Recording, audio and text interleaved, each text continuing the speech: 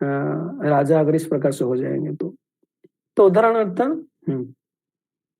हाँ, उदाहरणार्थ भगवान राम, सर ये पढ़ा मैंने, रावण आतताई था क्योंकि वह राम की पत्नी सीता का अपहरण करने ले गया था। अब रावण क्या है, आतताई है, उसने राम की पत्नी को ही अपहरण कर लिया था, किंतु राम ने उसे ऐसा पाठ पढ़ाया जो विश्व इतिहास में बेजोड़ है। ऐसा नहीं कि राम उनके लिए छोड़ दिए, चलो चलो मैं तो हमको नहीं, उनको बराबर उन्होंने मारा।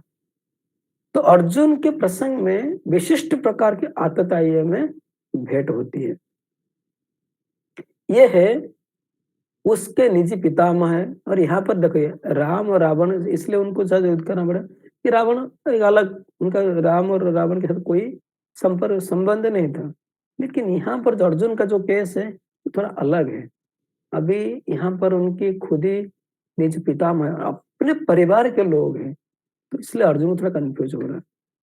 निज पितामह है, आचार्य है, गुरु आचार्य, गुरु द्रोणाचार्य है, मित्र है, पुत्र है, पौत्र इत्यादि। इसलिए अर्जुन ने विचार किया कि उनके प्रति वो सामान्य आतताई है जैसा कटु व्यवहार ना करे। इसके अतिरिक्त साधु पुरुष को तो क्षमा करने की सलाह दी जाती है।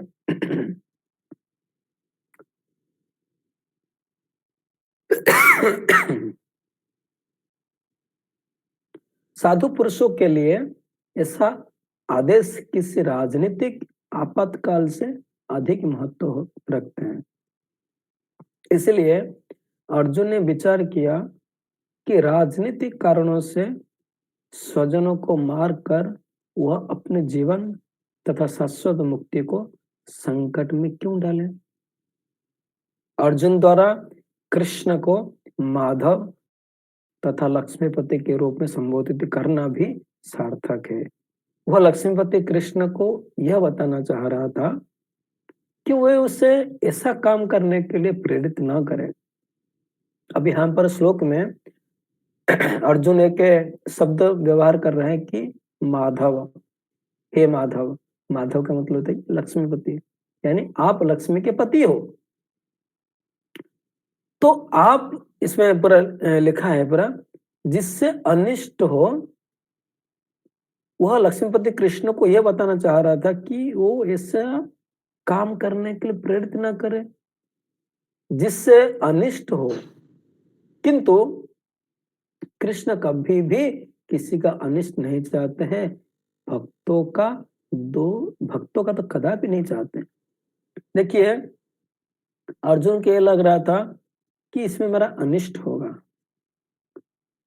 और उसने इसलिए भगवान कृष्ण को लक्ष्मीपति यानी माधव करके संबोधित कर रहा है कि आप तो हमेशा दूसरे को भला ही चाहते हैं, लेकिन आप मेरे को इस प्रकार जो अनिष्ट काम में क्यों प्रेरित कर रहे हैं। कि बोलते कि आप युद्ध करो, अपने अपने सखा संबंधियों के साथ युद्ध करो, पितामह के साथ, पिता के साथ युद्ध करो। ये तो अच्छी बात नहीं है ना, फिर आप मेरे को क्यों प्रेरित कर रहे हैं, क्यों आप चाहते हैं कि मेरा परिवार बर्बाद हो जाए। ये तो आपके लिए शोभा नहीं देता है। आप लक्ष्मी के पति हैं, आप ऐसा कैसे मेरे को बोल सकते हैं कि आप युद्ध करो, लोगों को मारो। ये तो आपको शोभा नहीं देता है। तो ये अर्जुन कृष्ण को संबोधित करके बोल रहे हैं। तो इसमें आपको किसी को कुछ प्रश्न है? नहीं, ठीक।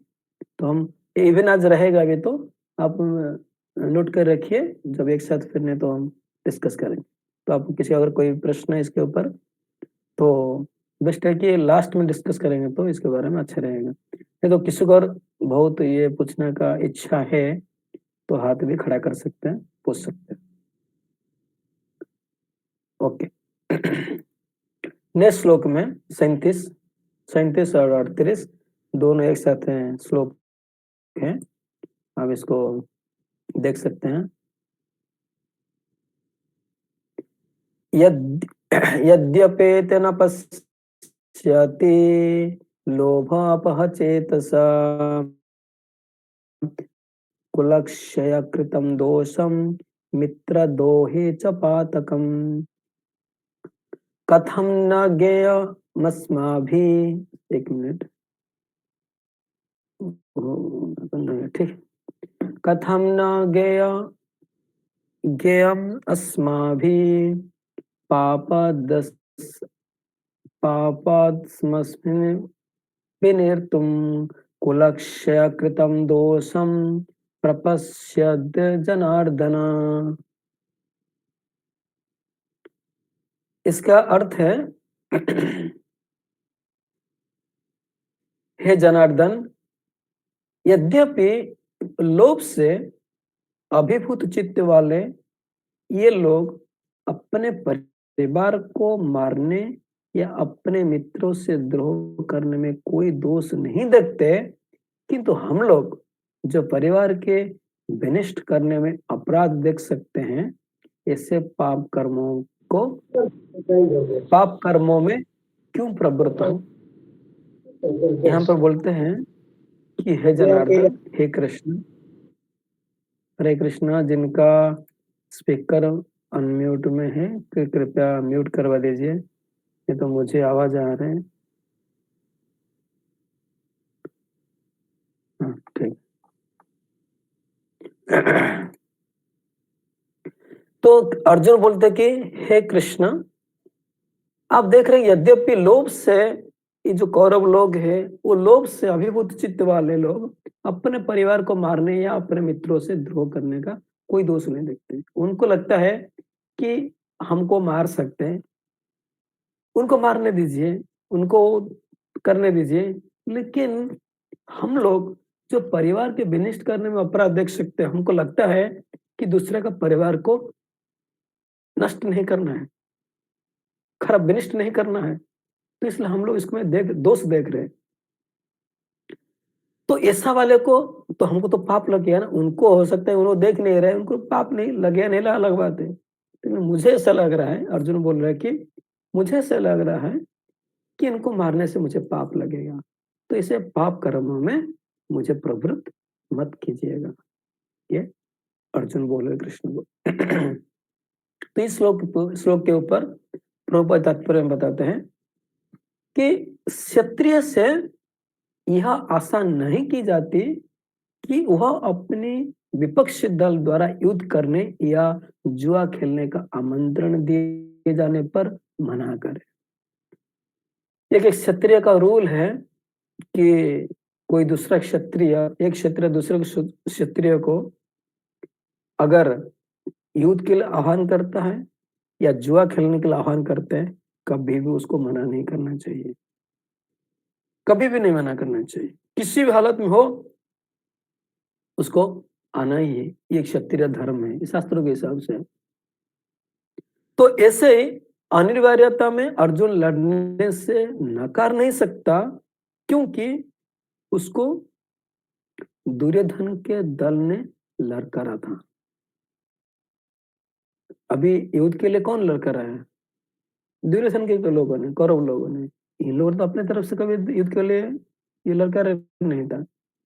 तो इस प्रसंग में अर्जुन ने विचार किया कि हो सकता है कि दूसरा पक्ष इस ललकार के परिणामों के प्रति अनभिज्ञ है, कि उनको पता नहीं है इसका परिणाम क्या होगा। ये सब इस प्रकार से युद्ध के लिए जो हमको बुला रहे हैं, लड़का रह रहे हैं, उनको इस परिणाम क्या होगा उनको पता नहीं, शायद अज्ञान में है।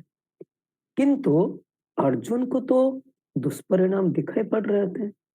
अर्जुन को मालूम है कि यार युद्ध में एक भी बचने वाला नहीं है, अगर लड़ाई होगा तो उसके परिणाम कुछ भी हो सकता है। ऐसा नहीं कि आप बोल सकते मैं जीवित रह सकता हूँ, नहीं है, कुछ भी हो सकता है। वो इस लड़का को स्वीकार नहीं कर सकता। अभी मुझे मालूम है इसका रिजल्ट क्या होने वाला है, जो विज्ञ व्यक्ति को मालूम है कि मैं आगे जा करके क्या मेरा होने वाला है, वो थोड़ी ना वो बुद्धिमान के काम है ना। तो यदि परिणाम अच्छा हो तो करते वस्तुतः पालनीय है। अभी आपको मालूम है कि अभी मैं अच्छा पढ़ाई करूँ, अच्छा रिजल्ट होगा। मेरे को मालूम है कि मैं चोरी करूंगा तो मैं एक दिन पकड़ा जाऊंगा, मार खाऊंगा, पिटाई खाऊंगा, तो मेरा उसमें अनिष्ट है। तो अच्छा परिणाम के प्रति कोई सब लोग कर्म के लिए आतुर हो जाते हैं, तैयार हो जाते हैं। लेकिन उसको मालूम है कि बुरा नतीजा होने वाला है, तो क्यों आगे बढ़ेगा उसका कार्य के लिए? नहीं बढ़ेगा आगे। किंतु यदि परिणाम विपरीत हो तो हम उसके लिए बाध्य नहीं होते। और वो मेरे को मालूम है, अरे ये सब खराब होने वाला है, तो कभी मैं आगे नहीं बढ़ूंगा। तो इन पक्ष विपक्ष पर विचार करके अर्जुन ने युद्ध ना करने का निश्चय किया। उसको मालूम है अर्जुन को युद्ध का परिणाम जो है अच्छा नहीं होने वाला है, इसलिए वो युद्ध करने के लिए मना कर रहे हैं। ये है तीसरा कारण। ये जरिए ये है तीसरा कारण है कि अर्जुन को लग रहा था कि ये सब कर्म करने से, ये सब युद्ध करने से मुझे केवल पाप ही लगेगा और कुछ नहीं होने वाला। ठीक। अभी चौथा कारण है, अर्जुन बताते हैं कि देखिए केवल पाप नहीं है, अब युद्ध करने से और दुष्परिणाम और क्या होगा, डिस्ट्रक्शन ऑफ फैमिली ट्रेडिशन।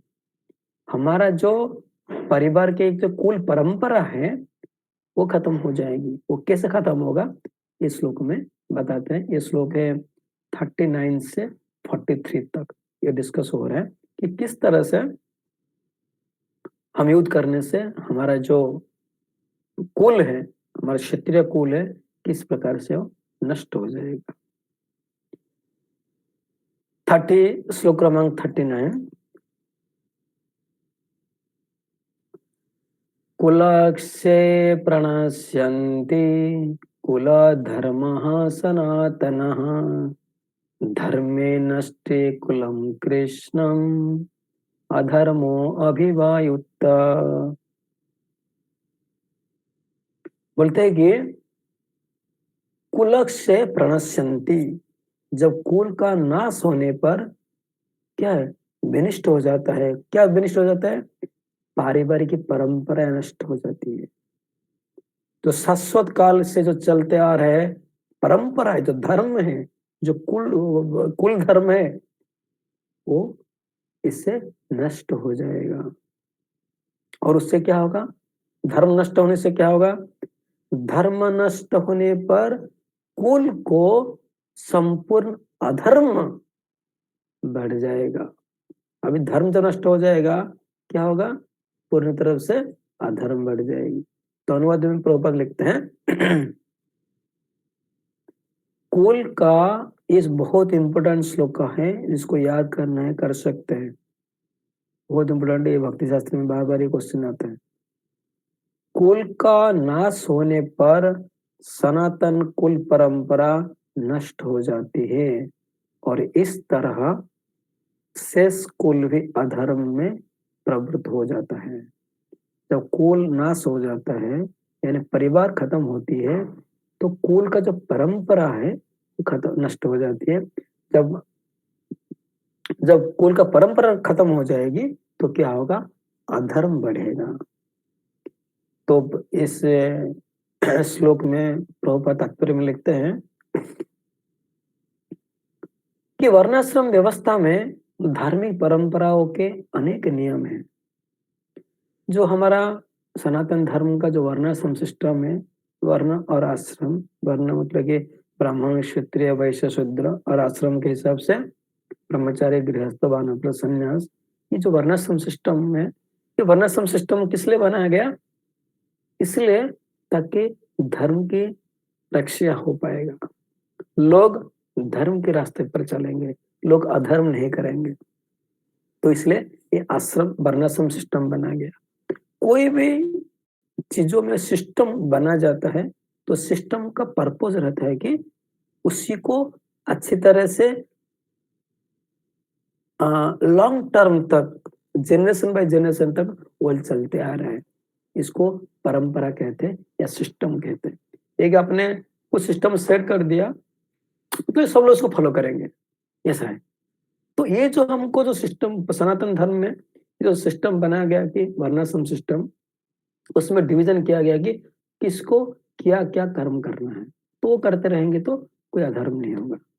तो इसको बोलते हैं वर्णाश्रम सिस्टम। किसको अगर डाउट है वर्णाश्रम क्या है और जानकारी करना चाहते तो लास्ट नंबर का अंतिम पूछ सकते हैं, इसको फिर और अच्छे से समझाऊंगा। तो वर्णाश्रम व्यवस्था में धार्मिक परंपराओं के अनेक नियम है, क्योंकि धर्म का अलग अलग सब नियम है। क्यों इसमें क्षत्रिय क्या क्या धर्म होती है, ब्राह्मण वैश्य का क्या धर्म होता है, शूद्र का क्या धर्म है, ब्राह्मण का क्या धर्म है, ब्रह्मचर्य का क्या धर्म है, गृहस्थ का क्या धर्म होना चाहिए। तो अलग अलग धर्म के बारे में पूरा डिटेल्स में वर्णन किया गया शास्त्रों में। तो जिनकी सहायता से परिवार के सदस्य ठीक से उन्नति करके आध्यात्मिक मूल्यों को उपलब्धि कर सकते हैं। तो सिस्टम परंपरा क्यों बनाया जाता है? ताकि दोनों चीज के लिए प्रगति होगा। एक तो है कि अ, एक तो धर्म के रास्ते पर रहेंगे, एक इस जगत में, इस लौकिक जगत में कोई हम सिस्टम फॉलो करते हैं, तो हम अपना जीवन को हम रेगुलेटेड वे में चल सकते हैं। जैसे कि फॉर एग्जांपल, जैसे कि ट्रैफिक सिग्नल लगा गया, आप रास्ते में जाते हो, ट्रैफिक सिग्नल देखने को मिलता है। क्यों सिग्नल लगाए जाते हैं? क्या ट्रैफिक पुलिस ने आपको जानबूझ के तकलीफ देना चाहते हैं? नहीं, तो हमारी सुविधा के लिए, ताकि हम अच्छे से गाड़ी चलाएंगे तो एक्सीडेंट नहीं होगा और हम अपना डेस्टिनेशन में पहुंच सकते हैं। तो इसलिए ट्रैफिक सिग्नल की जरूरत है। तो इसलिए हमारे जो धर्म का, अलग अलग धर्म के बारे में वर्णन है शास्त्रों में, ताकि हम धर्म को अच्छी तरह से फॉलो करेंगे, पालन करेंगे, अपने जीवन में उतारेंगे, तो हम इस जीवन में सुखी में रह सकते हैं और परलोक में आध्यात्मिक उन्नति करके भगवत प्राप्ति कर सकते हैं। इसलिए ये सब सिस्टम बनाया गया है। ऐसा नहीं कि लोगों को जानबूझ कर तकलीफ देने के लिए, नहीं, लोगों को अपने डेस्टिनेशन हासिल कर सकते हैं और इस जीवन में भी वो अच्छे से जैसे कि कोई ट्रैफिक सिग्नल को बिना फॉलो किए अपने हिसाब से गाड़ी चलाएगा, क्या होगा? वो एक्सीडेंट होगा। आप गाड़ी चला क्यों रहे हैं? कि ताकि एक जगह से दूसरे जगह में पहुंचने के लिए। गाड़ी चलाने का मतलब वही है ना। अगर आप अपने स्टाइल से भोग मतलब कि पूरा एकदम फैशन के करे हिसाब से करोगे, तो जैसे कि ट्रैफिक का रूल है कि आप 80 किलोमीटर से चला सकते हैं गाड़ी। आप 120, 150 आपने थोड़ा सेंस गाड़ी के लिए पूरा गाड़ी पूरा उड़ाया, तो क्या होगा? हो सकता है कि एक्सीडेंट होगा। तो लेकिन हम हर चीजों का पर्पस समझना बहुत जरूरी है। मैं क्यों कर रहा हूँ, किसके लिए कर रहा हूँ, ये जीवन का मूल्यांकन है। जब कोई व्यक्ति इस पर्पस को भूल जाता है, तब वो सेंस ग्रेटिफिकेशन करने लगता है। इसलिए मनुष्य जीवन का लक्ष्य है कि भगवत प्राप्ति, भगवान के प्रति प्रेम हासिल करना। तो जिस मनुष्य का ये उद्देश्य नहीं है, वो इसी भोग क्रिया में वो लगे जाते हैं। उनको लगता है कि मनुष्य जीवन मिला है, भोग करो। नहीं, मनुष्य जन्म पाया, राधा कृष्ण न भजिया। अगर राधा कृष्ण का भजन नहीं कर पाया, जानिया सुनिया विष खाई न, वो जान पूछ कर विष खा करे ये संसार के चक्कर में फंसते रहे। मनुष्य जीवन का एकमात्र उद्देश्य है कि भगवत प्राप्ति। ये उद्देश्य, ये लक्ष्य जो है शुरू से ही पता होनी चाहिए। और आपको किस मनुष्य को ये लक्ष्य के बारे में पता नहीं है, तो फिर क्या होगा? उसके जीवन पूरा विपद संकुल रहेगा। यानी अपने जीवन को पा करके भी कुछ ठीक ये जीवन में सुखी से नहीं रह पाएगा। तो जितना धर्म के बारे में शास्त्रों में वर्णन है, वो सारे धर्म का एक ही मात्र उद्देश्य है, धर्म तो साक्षात भगवत प्रणीतम। ये सारे धर्म भगवान ने दिया ताकि हमारा भलाई के लिए हम उसमें सुखी में रह सकते हैं, हम शांति में रह सकते हैं। अगर हम उसी धर्म को बराबर फॉलो करेंगे, हमारे जीवन में शांति मिलेगी और हम भगवत प्राप्ति कर सकते हैं। नहीं तो हमारे जीवन पूरा नरक बन जाएगा इस जगत में भी, और दूसरे जीवन तो नरक बन होगा, हम जाएंगे। तो इसलिए हमको धर्म के रास्ते पर चलना चाहिए और जहां जितना हो सके हम अपने को जीवन में उतारना चाहिए।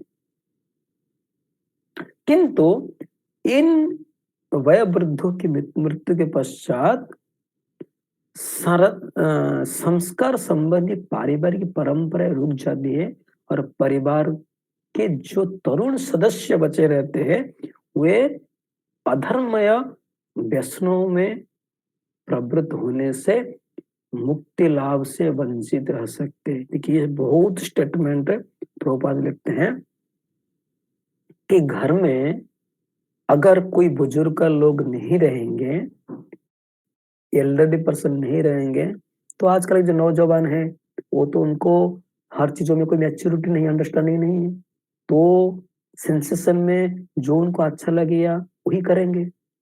तो वयोवृद्ध लोग जो है परिवार में, उनको संस्कार रहता है, उनको मालूम है, उन्होंने पूरा लाइफ जिया है, अच्छा क्या बुरा क्या उनको पता है। वो लोग क्या है कि आने वाला पीढ़ी को वो गाइड करते हैं कि बच्चा ऐसा नहीं करना चाहिए, ऐसा करना चाहिए, ये करने से, ये करने से ऐसे होगा। तो हमको वो लोग गाइड करते हैं। और वही लोग अगर इस युद्ध में मर जाएंगे तो और बचेंगे कौन? आजकल जवान जवान के लोग रहेंगे। तो तरुण जो बच्चे रहेंगे, वो धर्म क्या है, अधर्म क्या है, उनको मतलब कि समझेगा नहीं, तो अपने हिसाब से वो लोग अपना कर्म करते रहेंगे, तो जिससे अधर्म से व्यसन प्रवृत्ति व्यस्त रहेंगे, यानी भोग क्रिया में वो लोग लिप्त हो जाएंगे। उससे क्या होगा?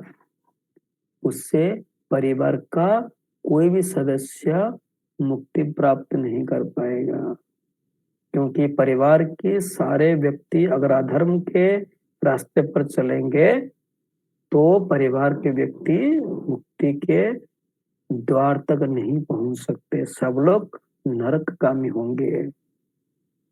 ये शास्त्रों का वर्णन है। अतः किसी भी कारणवश परिवार के वयोवृद्ध का वध नहीं होना चाहिए। इसलिए हमको लगता है कि अरे एल्डरली पर्सन मेरे को ये क्या बूढ़ा क्या बोलते रहते हैं, ये सब ये करो वो करो ये करो, ये लोग शायद जो एल्डरली पर्सन लोग परिवार में नहीं रहेंगे तो अच्छा है, हम ऐसे सोचते हैं ना, लेकिन ऐसा नहीं है। क्योंकि उनके मार्गदर्शन में हम चलेंगे तो हमारा जीवन जो है नियंत्रित रास्ते में चलेगा, नहीं तो हम कहाँ किधर जाएंगे, भटक जाएंगे, हमको पता नहीं चलेगा। अब सपोज पुलिस नहीं रहेगा तो हम क्या करेंगे? मन ही अपने मन से कुछ कार्य करेंगे, गलत काम करेंगे। पुलिस से तो हमको थोड़ा डर रहता है ना, तो इसलिए घर में जो वयोवृद्ध व्यक्ति रहते हैं, वो परिवार को अच्छे से गाइड करते हैं, क्या करना चाहिए, क्या नहीं करना चाहिए, क्या करने से हमारे परिवार के लाभ होगी। तो इससे हम अच्छा मार्गदर्शन उनसे प्राप्त कर सकते हैं। और वो लोग नहीं रहेंगे तो हम सही मार्गदर्शन न पाने के कारण हम गलत रास्ते में फिसलने का चांसेस है।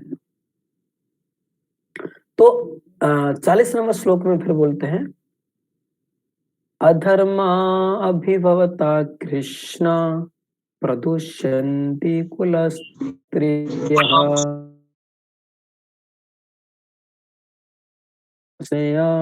जायते वर्ण संकरः। बोलते कि जब तरुण के लोग यानी जवान के लोग अधर्म के रास्ते में जाएंगे, क्या होगा? हे कृष्ण, जब कुल में अधर्म प्रमुख हो जाता है तो कुल की स्त्रियां जो है वो दूषित हो जाते हैं। तो यहाँ पर शास्त्रों के कथन के हिसाब से बोला गया कि अगर परिवार में अगर अधर्म बढ़ जाते हैं तो सबसे ज्यादा अफेक्टेड कौन होंगे? कि जो परिवार की जो कुल स्त्रियां हैं वो दूषित हो जाएंगे। क्यों?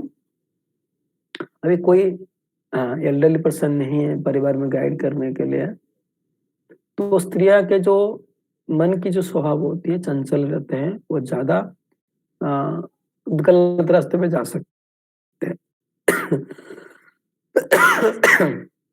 और अस्तित्व के पतन होने से वृष्णिवंशी अवांछित संतान उत्पन्न होते हैं, जिसको बोलते हैं कि जारज संतान या अनवांटेड पॉपुलेशन। अभी देखिए, जो शादी का जो सिस्टम बनाया गया वो किस लिए कि ताकि एक पति एक पत्नी का संबंध बना करके एक उत्तम संतान उत्पन्न कर सके। अगर एक स्त्री अलग अलग पुरुष के साथ संबंध बनाएंगे तो बहुत सारे अनवांटेड चिल्ड्रन जात होंगे। तो इसलिए वो संस्कारी संतान नहीं आएंगे। संस्कारी संतान ना होने के कारण वही बच्चे लोग समाज में क्या बोलते हैं इसको, अलग अलग प्रकार के नाना प्रकार के मतलब के विघ्न सृष्टि करेंगे, यानी तकलीफ देंगे सबको। तो इसमें प्रभुपाद परपट में लिखते हैं कि क्या होना चाहिए करके। अब थोड़ा ध्यान से देखिए, इसमें तात्पर्य प्रभुपाद लिखते हैं कि जीवन में शांति, सुख तथा आध्यात्मिक उन्नति का मुख्य सिद्धांत मानव समाज में अच्छी संतान का होना है। सॉरी।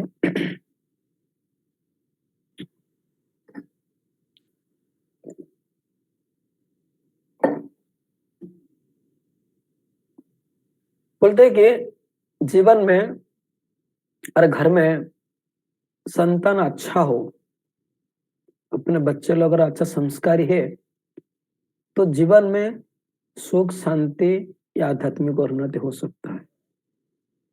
और बच्चे खराब निकले, नालायक निकले, कोई मतलब कि सारे चीज का अनर्थ के कारण बन जाएंगे, तो उसी घर में ना सुख रहेगा ना शांति रहेगा, आध्यात्मिक प्रगति दूर की बात है। और बच्चे हमारे चोर लफंगे रहेंगे, नाना प्रकार के गलत काम कार्य कार्य में रत रहेंगे, तो उस घर में कितना ही पैसा कमाओ, कुछ कुछ भी करो, क्या शांति मिलेगी? तो इसलिए संतान को संस्कार देना ये माँ का कर्तव्य है।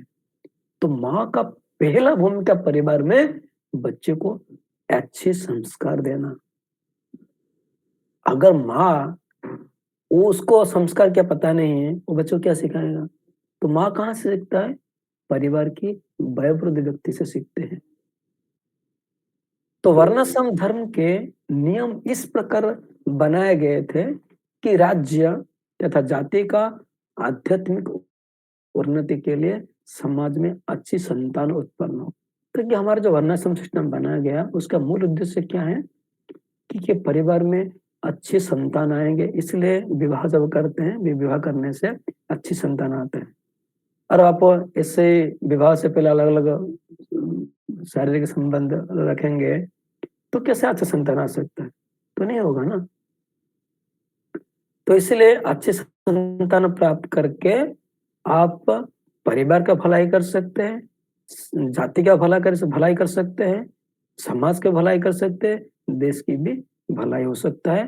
अंत में आध्यात्मिक प्रगति के लिए ये भी सहायक होती है। तो ऐसे संतान समाज में स्त्री के सतीत्व और निष्ठा पर निर्भर करती है। एक अच्छा संतान कैसे प्राप्त होगा?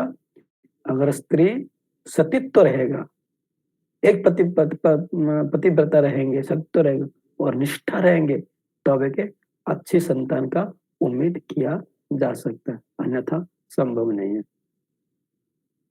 जिस प्रकार बालक सरलता से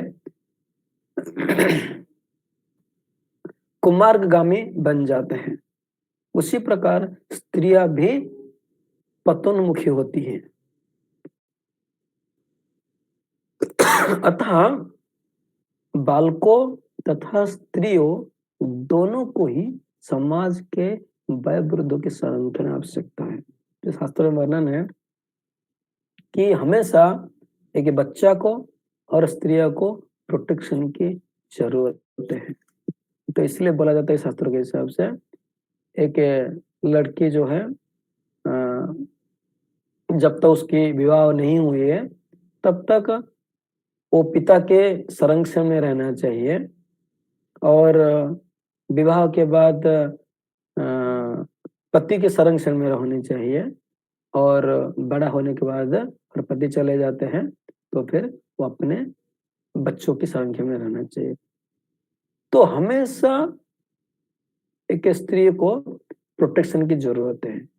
उसको हम खुला मतलब कि ऐसे नहीं छोड़ सकते वैदिक कल्चर के हिसाब से, क्योंकि वैदिक कल्चर का मेन पर्पज क्या है कि उनको नीचा नहीं देखना, या तो फिर उनको क्या बोलते इसको, हमेशा शोषण के भाव से नहीं है।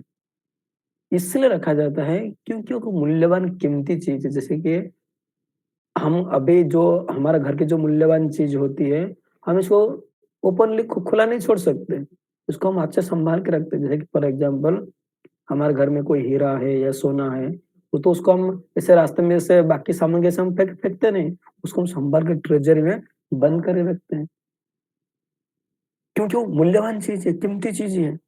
तो उसी प्रकार से स्त्रियां जो है बहुत कीमती चीज है। तो कीम हाँ, तो कीमती होने के कारण हमें हमेशा उनको ऐसा गुप्त स्थान पर रखता है, इनको छुपा के रखते हैं ताकि इनका नजर किसके ऊपर ना पड़े, यानी कोई उनसे हड़प ना ले जाए, कोई लूट नहीं ले जाए, उनके कोई दुर्व्यवहार ना करे, इसलिए उनको हमेशा प्रोटेक्शन की आवश्यकता है। इस प्रकार एक बच्चे को हमेशा संरक्षण की आवश्यकता है, बच्चे को हम कभी अलग नहीं छोड़ पाएंगे, हमेशा पिता माता के संरक्षण में रहता है। ये वैदिक साहित्य का कथन है। वैदिक साहित्य का मेन उद्देश्य पर्पज समझे कि उनको अल्टीमेटली उत्तम संतान दे करके, उनको अच्छा संस्कार दे करके, वो संस्कार से वो आगे जाकर परिवार की भलाई करेगा, नहीं तो फिर उल्टा हो जाएगा। तो तो हमेशा उनको वयोवृद्ध यानी जो एल्डरली पर्सन उनकी संरक्षण की आवश्यकता होती है। स्त्रियां विभिन्न धार्मिक प्रथाओं में संलग्न रहने पर व्यभिचारिणी नहीं होती, इसलिए हमारा सनातन या हिंदू धर्म में आप देखोगे बहुत सारे त्योहार है, ये आज है, वो आज ये करने का, आज वो करने का, आज वो करने का, और जनरली स्त्रियों को बहुत अच्छा लगता है ये सब करने के लिए, और जितना उनका माइंड जो है एंगेजमेंट रहेगा ये सब सारे धार्मिक परंपराओं में या त्योहारों में, तो वो लोग फिर अपना मन जो है इधर उधर का विचलित नहीं होगा, नहीं तो फिर क्या है कि वो लोग खाली से बैठे रहेंगे तो माइंड उनका विचलित होते रहता है।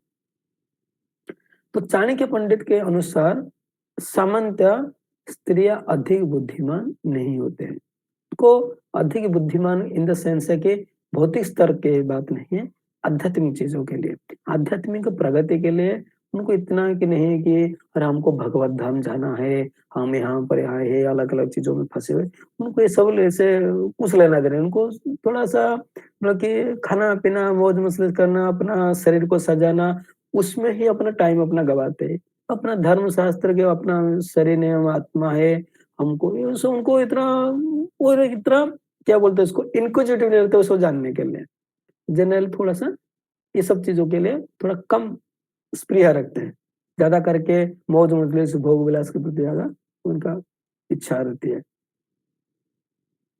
अतः वो विश्वास नहीं होते, जो एक्चुअली जो बुद्धि थोड़ा कम काम करते हैं इस चीजों में धार्मिक प्रति, तो वो लोग थोड़ा इतना विश्वास उनके पर नहीं रहता, इसलिए उन्हें विविध कुल परंपराओं में व्यस्त रहना चाहिए।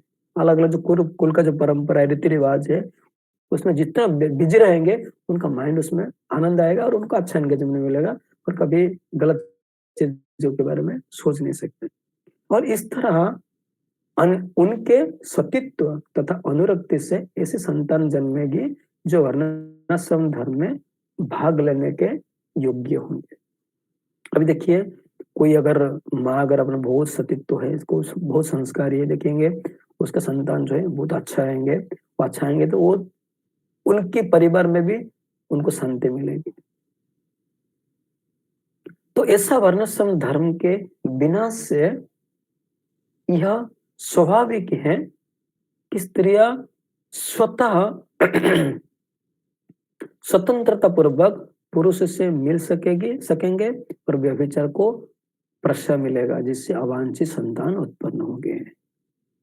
जब वर्णाश्रम का धर्म पालन नहीं होगा तो स्वाभाविक रूप से क्या होगा, स्त्रियां जो है अलग अलग पुरुष के संबंध बना करके वो संतान उत्पत्ति करेंगे, उससे क्या होगा, वर्णाश्रम या सॉरी अवांछित यानी अनवांटेड संतान उत्पन्न होंगे, जो परिवार के लिए लाभ नहीं होगा और समाज के लिए भी लाभ नहीं होगा। निठल्ले लोग भी समाज में व्यभिचार को प्रेरित करते हैं और इस तरह अवांछित बच्चे की बाढ़ आ जाती है। अगर इस प्रकार सारे स्त्री अगर उनके सतीत्व के रास्ते पर नहीं रहेंगे, इधर उधर संबंध बनाने की कोशिश करेंगे, तो क्या होगा, अवांछित का बच्चे बढ़ने लगेंगे, जिससे मानव जाति पर युद्ध और महामारी का संकट छा जाता है। जब अनवांटेड पॉपुलेशन समाज में रहेगा तो समाज के लिए जीना मुश्किल हो सकता है। ये एक पॉइंट है, और ऐसे और दो श्लोक हैं, ऑलरेडी 54 हो गया, तो मैं सोच रहा था कि कल जो है और ये चैप्टर हम कंप्लीट कर सकते हैं। 41 से 6 श्लोक है केवल, तो कल को ही रख देते हैं। तो और क्या कहा होगा, अगर फिर अनवांटेड पॉपुलेशन समाज में आते हैं तो उससे क्या क्या नुकसान होता है, अगले श्लोक में बताया गया है। इसमें देखिए श्लोक टू श्लोक जो है वो लिंक है। अभी अधर्म बनने से क्या होगा, अधर्म बनने से अनवांटेड पॉपुलेशन यानी अवांछित बच्चे जन्म लेंगे, और अवांछित बच्चे जन्म लेने से वो क्या नुकसान होता है, ये श्लोक के ऊपर बताया गया कि संकर नरकायव, संकर इसको अनवांटेड को बोलते संकर, संस्कृत शब्द है। संकरो नरकायव कुल घ्नानम कुलस्य च पतंति पितरो ह्यस लुप्तो पिंडोदक क्रिया। ये जो अवांछित बच्चे जन्म लेने से परिवार में क्या नुकसान होता है, वो श्राद्ध क्रिया नहीं करेंगे। भक्त तो बनना दूर की बात है, ये लोग क्या है कि श्राद्ध जो करते हैं, श्राद्ध का मेन पर्पज क्या है कि अपने पितृपुरुष को उद्धार करना है। कोई किसी नर्क में अगर गया होगा तो अगर पिंडदान करेंगे बच्चे तो उनकी पितृ लोग जो है उसको प्राप्त करके आनंदित रहेंगे, और कभी कभी मोक्ष से भी प्राप्त कर सकते हैं। देखिए हमारे ऐसा वैदिक जो परंपरा, ऐसा सिस्टम बना गया है, सब आपने किसी भी कारण से आपने अगर नरकगामी हो गए और आपने बच्चे को अपने अच्छा संस्कार दिया है, वो आपके लिए अगर पिंडदान भी करता है उससे आपको फायदा होती है। देखिए ये हमारा वैदिक परंपरा है। तो ये जो है, अगर हम बच्चे को संस्कार नहीं देंगे तो हमारा पिंडदान नहीं देगा, श्राद्ध नहीं देगा, क्योंकि उसका हमारे पर कोई श्रद्धा नहीं है। तो श्रद्धा नहीं, श्राद्ध नहीं करेगा, पिंडदान नहीं देगा, तो आप क्या करोगे, अब नरक में जाओगे, पितृपुरुष नरक में जाएंगे, कभी उनका मुक्ति नहीं होगा, कभी उनका उद्धार नहीं होगा। तो कितना बड़ा नुकसान है। तो हम इसका और डिटेल्स जो है हम कल के सत्र में इसको समाप्त करेंगे। पहला चैप्टर हम कल इसको अच्छे समझेंगे, ठीक है। अगर किसी को और इसके प्रति कोई प्रश्न है तो हाथ खड़ा कर सकते हैं, कुछ प्रश्न के उत्तर हम देंगे, नहीं तो फिर हम, ठीक है। एक प्रश्न है रीना माता जी का, पूछिए माता जी। हरे कृष्णा, प्रणाम प्रभु जी, सभी भक्तों को प्रणाम। प्रभु जी मेरा प्रश्न ये है, जैसे आपने अभी बताया कि अवांछित संतानें हैं, क्या वो पिंडदान नहीं कर सकती हैं? नहीं नहीं क्योंकि नहीं संतानों को तो नहीं पता है कि जो है कि वो कैसे आए हैं, लेकिन नहीं वो पिंडदान नहीं कर सकती हैं। नहीं माता जी, क्या है जो अवांछित संतान होते हैं ना, क्यों उनको संस्कार नहीं मिलता है ना, तो संस्कार न मिलने के कारण उनका पितृपुरुष के ऊपर श्राद्ध मतलब कि श्रद्धा नहीं रहेगा। श्राद्ध शब्द जो है, श्राद्ध जो है श्रद्धा से आता है, तो उनका पितृ के प्रति श्रद्धा नहीं रहेगी।